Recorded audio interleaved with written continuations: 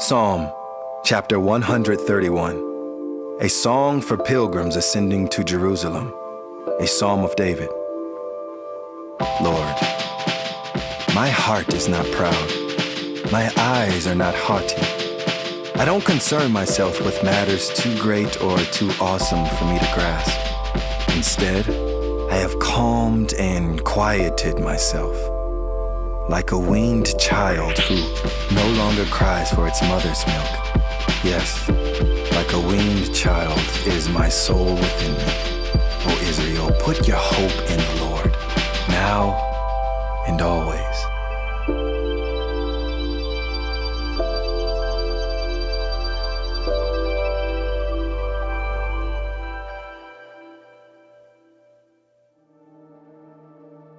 Well, hey everyone, my name is Leslie and I'm one of the pastors here on staff, and it's so good to be with you today as we all gather online for services here. And I pray you're safe and that you're doing well. We just want you to know that we're here for you. And so if you have a need during this time, please make sure to reach out to one of our pastors, to your campus pastor, or to the church office. But again, we hope that you're safe and that you're doing well. A few weeks ago, Sean and the kids and I, we were in Virginia for a fun family vacation, and we enjoyed spending time with my sister and her family, as well as my parents. A few of those days, we decided to venture beyond just relaxing at the pool and head down to Busch Gardens. Now, riding roller coasters when I was in middle school compared to riding them now, it's a completely different experience. I definitely need to load up on some motion sickness medicine next time, because my head and stomach, they were just not prepared for those rides. The water park, however, that was definitely more my speed. That is, until we came to the Colossal Curl.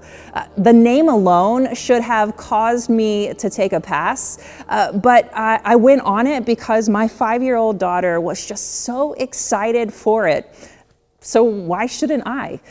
Well, the line was long, of course, because it was the most popular water slide there. And so we go and we reach the launching area of the platform at the top of the stairs. And since only 4 people are allowed at a time on a raft, I made sure that I was sitting right there beside Kate. I mean, I was there for her.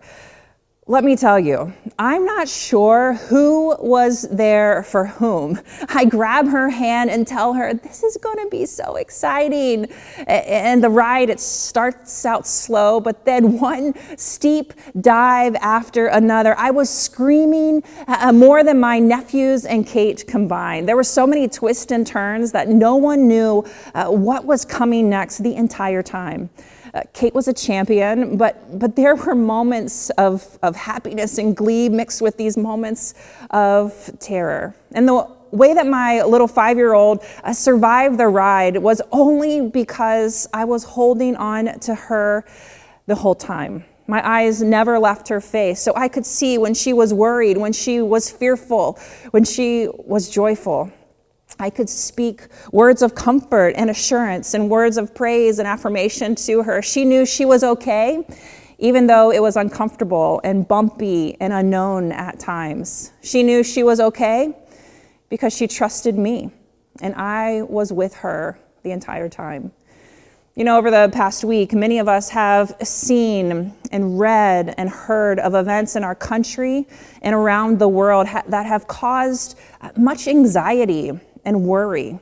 And now we're facing a hurricane here on Long Island on top of all of that. We feel we may be on a ride that's full of a lot of unknowns. Maybe we are fearful of what is happening because we're not sure what's around the bend or how it's all going to be resolved. Life's like that. We have these times of glee and times of worry. We don't know the future, let alone what will happen in the next few hours. The only way in which you and I, the only way in which we can survive to the end depends ultimately on who is beside us on this journey of life. You see, today we continue in our teaching series, the Psalms of Ascent, where we're taking a look at some of these songs that were sung by the Israelites as they made their way up to Jerusalem for the major festivals. Notice that no matter where you are geographically, you are always going up to Jerusalem because that was the place of worship of God, the one who was far above all others. And so these songs of ascent, they were like a soundtrack for the travelers and a reminder that God saw them and that God was with them wherever they may go and whatever they may face along the way. Well, today we're going to look at Psalm 131, and I invite you to read along with me. The psalmist writes, "My heart is not proud, Lord. My eyes are not haughty. I do not concern myself with great matters or things too wonderful for me, but I have calmed and quieted myself. I am like a weaned child with its mother. Like a weaned child, I am content. Israel, put your hope in the Lord, both now and forevermore." You see, the words of this song are a reminder to the traveler that God is present in the journey and that God gives comfort to the weary heart. Charles Spurgeon, he wrote about this psalm and he said, "It's one of the shortest psalms to read, but one of the longest to learn." You see, today I want us to take on this challenge based on this psalm. And here's the challenge: to trust God for the best and rest. Trust God for the best and rest. And so in these next few moments, I want us to discover together why we can just do that and how we can do it, how we can trust God for the best and rest. Well, first, we can rest in humility. In verse 1, we see that the psalmist, he describes that his rest was in humility and that he knew he didn't have all the answers to all of life's questions, and he was okay with that. We read, "My eyes are not haughty, my heart is not proud," meaning the psalmist was not a know-it-all, or even did he even pretend to be. He was not looking down on others and he was comparing who was better or stronger or smarter or richer than everyone else. You know, we go on and read how the psalmist was not concerned with great matters or things too wonderful for me. Now, when I first read that, it made me think that the psalmist was belittling himself and not really anticipating good things to come in his life. That's not what's meant here. You see, the psalmist meant that instead of striving to understand things that are really outside of his comprehension, he trusted God. It's still true today. There are matters that simply just go beyond our human minds and our human power and our human capabilities. And the psalmist, he's reminded that he didn't need to be concerned. He didn't need to concern himself or worry about things like that. It really did him no good. It didn't really change his situation.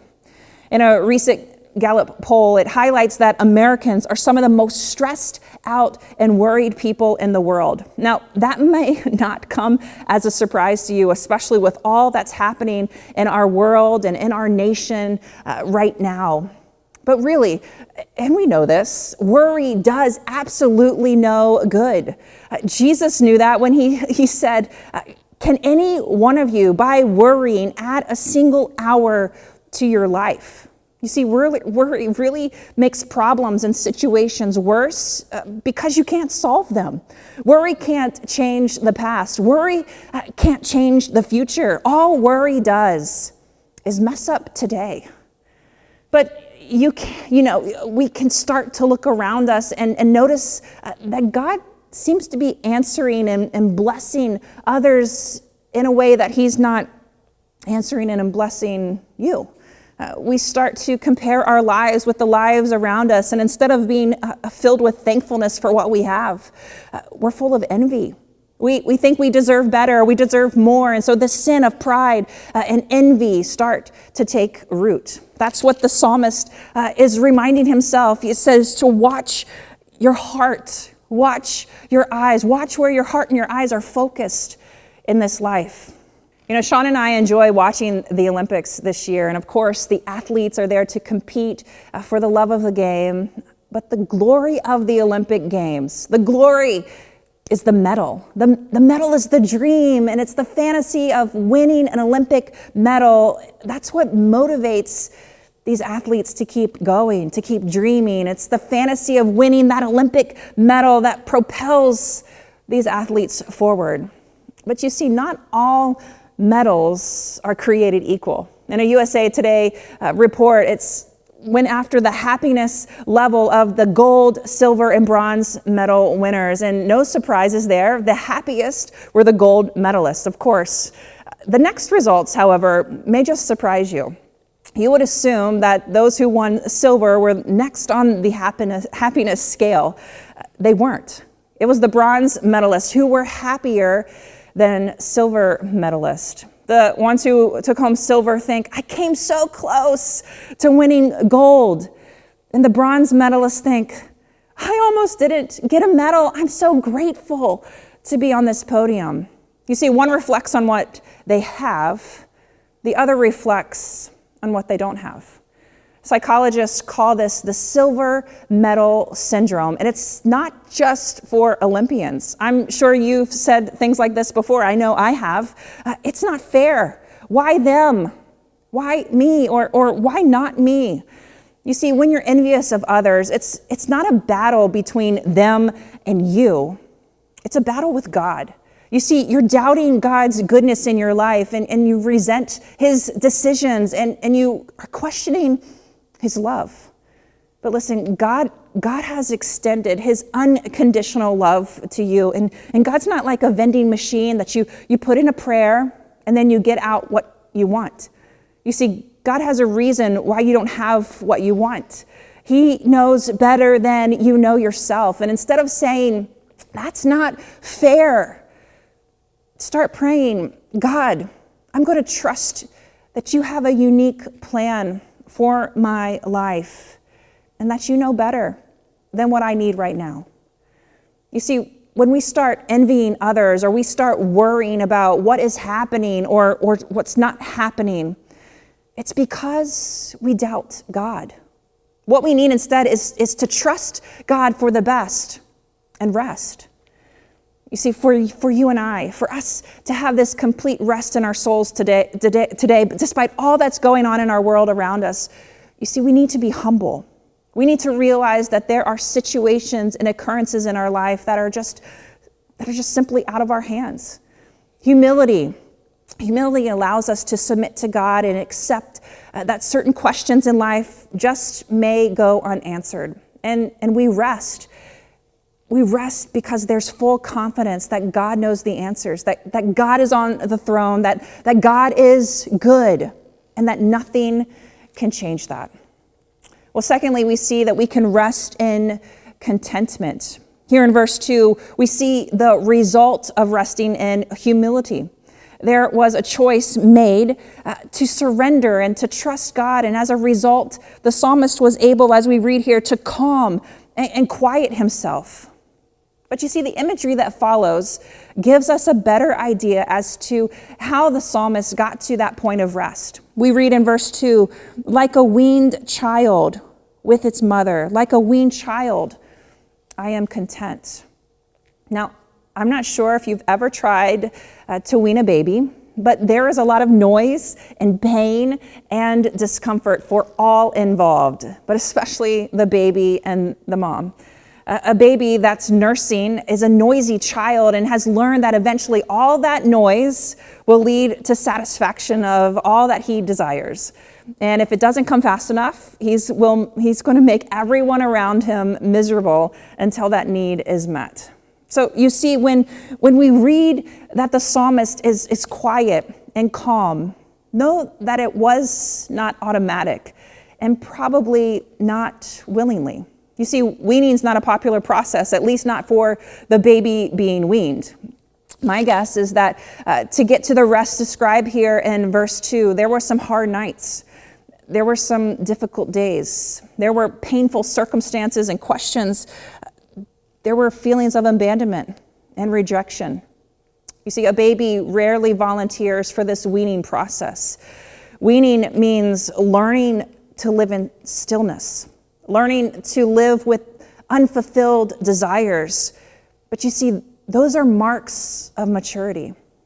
As a mom of two, I know firsthand of the struggle that exists to get an infant who loves the special attention and security of mom, giving him what he needs to satisfy his hunger, now have to move on to this more active and independent way of eating.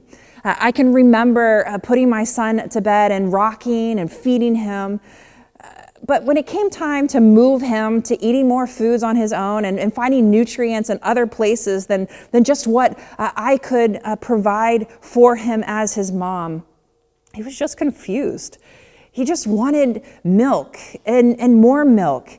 He didn't really understand why I wanted him to drink from this sippy cup or eat these little tiny bits of food. Instead, he just wanted more of what he knew. You see, he had come to trust milk to give him what he needed and couldn't imagine being satisfied with anything else. He couldn't fathom a better way. You see, a weaned child has learned that mom is more than just there for instant gratification. A weaned child is capable of stillness. A weaned child can have a whole new form of communication with mom. A weaned child has entered into a whole new relationship with mom, and mom is more than simply the one who exists to satisfy a need and take away his hunger. The mom is more than just the one to give the baby what he wants, when he wants, and how he wants.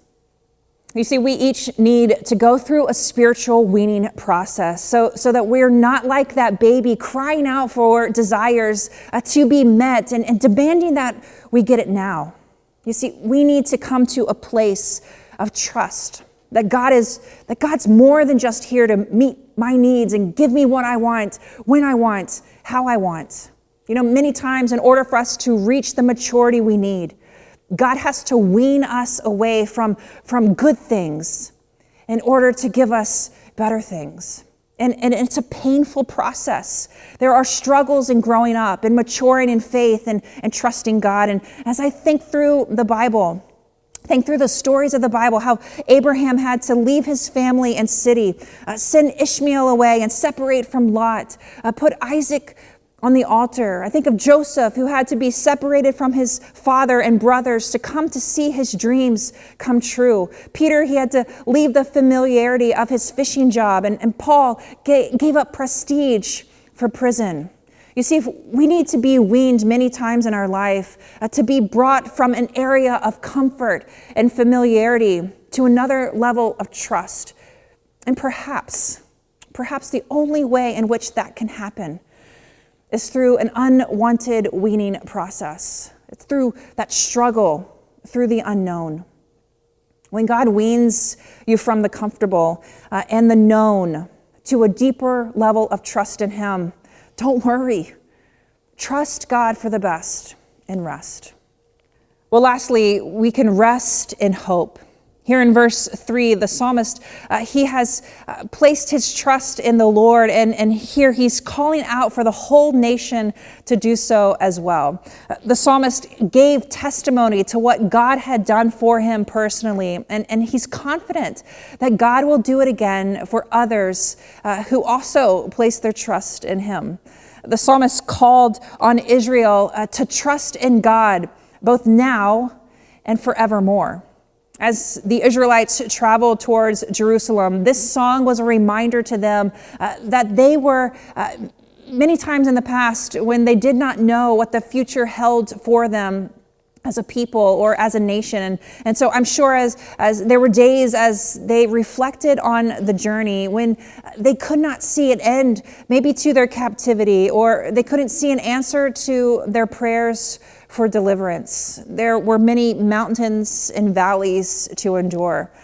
I'm not sure what the nation was facing at this time as they sung this song of ascent, but they were reminding themselves to trust in God now with today's issues and problems and concerns. They were reminding themselves that they may be in waiting again for answers from God, but that wasn't to throw them off. The waiting in the now and the waiting in the however long was to be with hope. They could trust God, who had been faithful in the past, who was faithful today, and who will be faithful tomorrow. They could rest in hope because God is good and God loves them. You see, when we're in the midst of life, we can easily get consumed with the now. We forget of God's faithfulness of the past and how he has given us the best. And we easily forget, and then we face the now. When we face the questions and the uncertainties that are in our life right now, we get overwhelmed and think that this is how it's always going to be. We forget.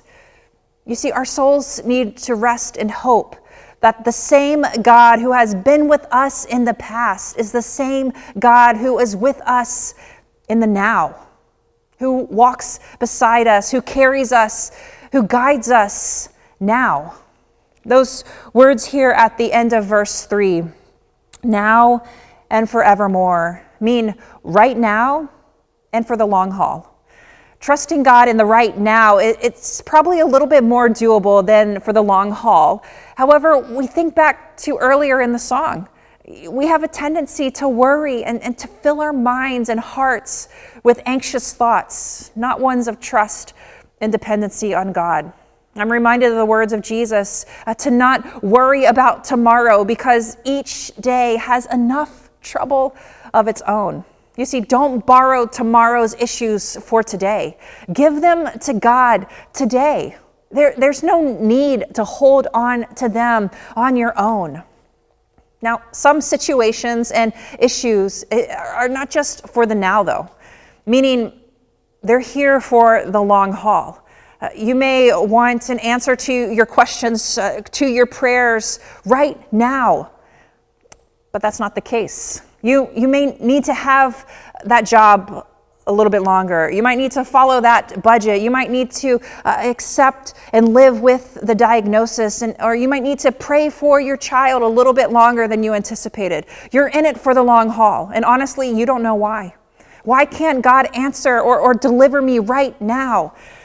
This may be a season of waiting for you, but listen, no matter how long you have to wait, whether it's for a short time or for the long haul, our posture must be of trust because we know God has the best for us and we can rest. Back in 2011, I had the opportunity to run in the New York City Marathon. And the first half of that race, it's a party. I mean, you're swept up along with 50,000 runners in crowds that are lining the streets, and people are running in costumes, and you're touring the ethnic neighborhoods of Brooklyn and Queens. And you feel like you could run forever. But then at mile 13, you cross over into Manhattan and you start heading north away from the finish line. Central Park is behind you and you feel like you're going in the wrong direction. The crowds are so much smaller now. The party's over. Well, at about mile 16, 18, you hit the wall. You're absolutely miserable. Physically, psychologically, you're just broken. All you want to do is stop running. It feels as if an elephant has jumped out of the tree and is onto your shoulders and makes you carry it the rest of the race. Your body has burned out of energy and is so tired, it just can't go forward. Spiritually speaking, sometimes we hit the wall. We feel like an elephant is on our back and we have this, I just can't do it. Spiritual fatigue. We want to throw in the towel and give up on God and take matters back into our own hands or fill our minds with worry.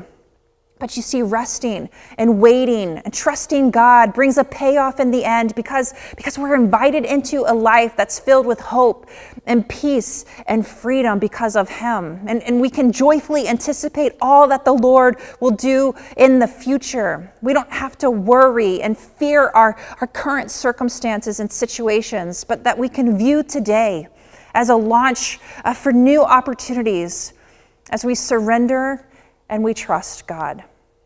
So what do you do when you're waiting on God, whether it's in the short time or for the long haul? We can be weakened and worried sick and crippled by our circumstances, or we can be confident in God's promises, that even though you cannot see it or understand it, you hope in God. Now, this may be a daily commitment to not worry, to not fear, but to trust. And that despite what's happening around you, there's this expectation that God is true to His word, and remain confident in Him that even if the timing seems longer than expected, that you're going to trust God for the best and rest. Well, last week, as I was flying down the water slide, I was full of all kinds of emotions. I had no idea what was around each bend, and my daughter was even more unsure than me. Now, I'm not sure what's happening in your life right now. You know, many of us are facing circumstances and situations that are just confusing. And you may feel as if your life has more twists and turns and ups and downs than the colossal curl. You don't know how and why this is happening in your life. The truth is, there are some awful and heartbreaking events in our lives. Even in the midst of all that's happening in our world and in our personal lives, you see, we can be at rest. We can rest in humility, knowing that God is God and that we don't have to know all the answers. We don't need to know it all or have it all, but we trust Him for the best. You see, we can rest in contentment with a quiet strength and calm confidence, not because everything is going right in our life, but because God is moving us into maturity that comes through the struggle, to leave an infant life like dependency on Him, of thinking God is only here to give us what we want, and moving on to this childlike trust that's content, even if we don't have it all, because we trust Him for the best. You see, we can rest in hope because we know that God is with us now, and He's with us in the long haul. We trust God is at work and He will not leave us or abandon us. He is with us every step of the way, and we are hopeful in His promises. We're hopeful in His power. We're hopeful in His goodness. So don't give up in this season you're in right now. Trust God today. Now, go rest.